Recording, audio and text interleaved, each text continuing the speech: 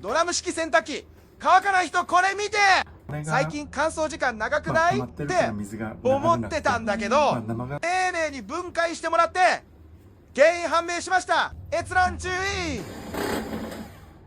原因は洗濯機内部の汚れ、乾燥経路のホコリ。分解清掃で汚れを徹底除去。ピカピカに綺麗になって乾燥機能回復。作業時間3時間で新品みたいに乾く。お掃除アカデミーチェックしてみて。